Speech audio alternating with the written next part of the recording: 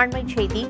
திருவள்ளூர் வன்கொடுமை வழக்கு தொடர்பாக கைதான இளைஞரை காவல்துறையினர் வேனில் அழைத்துச் செல்லும் காட்சிகள் வெளியாகியுள்ளன.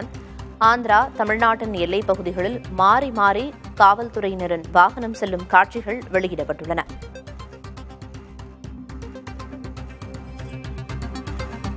ஏற்கனவே இந்த வழக்கு தொடர்பாக கைதான நபரிடம் 15 மணி நேரத்திற்கும் மேலாக விசாரணை தொடர்ந்து வரும் நிலையில் அவரை கவரப்பேட்டை காவல் நிலையத்திலிருந்து வெளியே அழைத்து வந்து காவல்துறையினர் வேனில் அழைத்துச் செல்கின்றனர் காவல்துறையினர். அந்த காட்சிகள் வெளியாகியுள்ளன. விவரங்களை வழங்குவதற்காக செய்தியாளர் சுரேஷ்குமார் இணைப்பில் இருக்கிறார். சுரேஷ்குமார், தற்போதைய தகவல் என்ன? பிரியா, இந்த 8 வயது சிறுமி பாலியல் வன்கொடுமை செய்யப்பட்ட சம்பவத்தில் கைது செய்யப்பட்ட அந்த வடமாநில இளைஞரை போலீசார் 15 மணி நேரத்துக்கு மேலாக கவரப்பேட்டை காவல் நிலையத்தில் வைத்து விசாரணை நடத்தினர். இதன் பிறகாக அவரை நீதிமன்றத்தில் ஆஜர்படுத்த கொண்டு செல்ல எல்லா கோப்புகளையும் தயார் செய்தனர். இந்த நிலையில்தான் போலீசார் அவரை திடீரென அழைத்துக் கொண்டு ஆரம்பகம் காவல் நிலையம் நோக்கி புறப்பட்டனர்.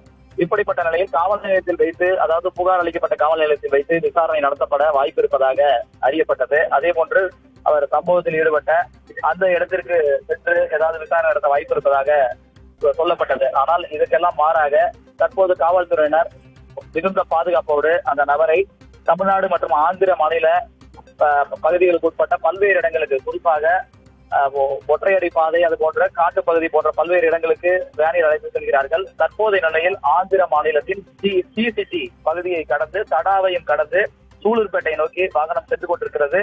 இப்படி 2 மாநில பகுதிகளிலும் போலீசார் அந்த நபரை அழைத்துக் கொண்டு விசாரணைக்காக செல்கிறார்கள். குறிப்பாக பார்த்தோம் என்றால், அவர் கட்சியை வைத்து குழந்தையை மிரட்டியதன் காரணமாக கட்சி ஏதாவது எங்காவது பதுக்கி வைத்திருக்கிறாரா, வேறு ஏதாவது ஆயுதத்தை வைத்திருக்கிறாரா என்ற கோணத்திலும் போலீசார் விசாரணை மேற்கொள்ள வாய்ப்பு இருக்கிறது. அது மட்டுமல்லாமல் அவரிடமிருந்து ஒரு செல்போன் தற்போது பறிமுதல் செய்யப்பட்டிருக்கிறது. வேறு ஏதாவது செல்போன் அவர் பயன்படுத்தினாரா, அந்த செல்போனை எங்கேயாவது பதுக்கி வைத்திருக்கிறாரா என்ற கோணத்திலும் இந்த விசாரணை நடைபெற வாய்ப்பு இருக்கிறது. மேலும் இவரோடு வேறு யாராவது தொடர்பில் இருந்தார்களா, அல்லது கடந்த சில நாட்களாக வேறு எங்கேயாவது தங்கியிருந்தாரா, இது போன்ற சம்பவங்கள் வேறு ஏதாவது ஈடுபட்டாரா என்பது குறித்தும் நேரில் விசாரணை நடத்த அவரை அழைத்து செல்ல வாய்ப்பு இருப்பதாக கூறப்படுகிறது. ஏனென்றால் இவர் சூலூர்பேட்டை பகுதியில் ஒரு தாவாவில் பணியாற்றியிருக்கிறார்.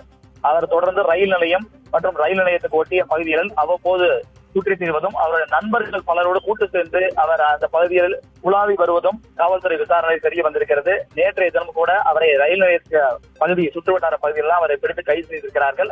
ஆகவே சூலூர்பேட்டை பகுதியில் ஏதாவது அவர் ஆயுதங்களையோ அல்லது இந்த வடக்கு சம்பந்தமான தொடர்புடைய ஏதாவது பொருளையோ அவர் வைத்திருக்கலாம் என்ற கோணத்தில் தான் தற்போது அவரை விசாரணை நடத்த வாய்ப்பு இருப்பதாக கூறப்படுகிறது.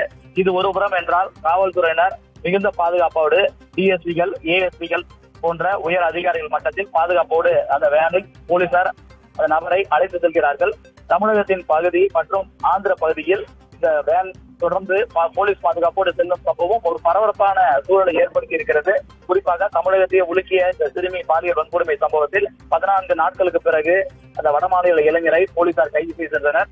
அவரிடம் நடத்தப்பட்ட விசாரணையில் பல்வேறு தகவல்கள் கிடைக்கின்றன. அதன் அடிப்படையில் தற்போது கடைசி நேரத்தில் காவல்துறை இந்த முடிவை மாற்றிக்கொண்டு அவரிடம் மேலும் விசாரணை நடத்த இது போன்ற இடங்களுக்கு அழைத்து செல்ல வாய்ப்பு இருப்பதாக கூறப்படுகிறது.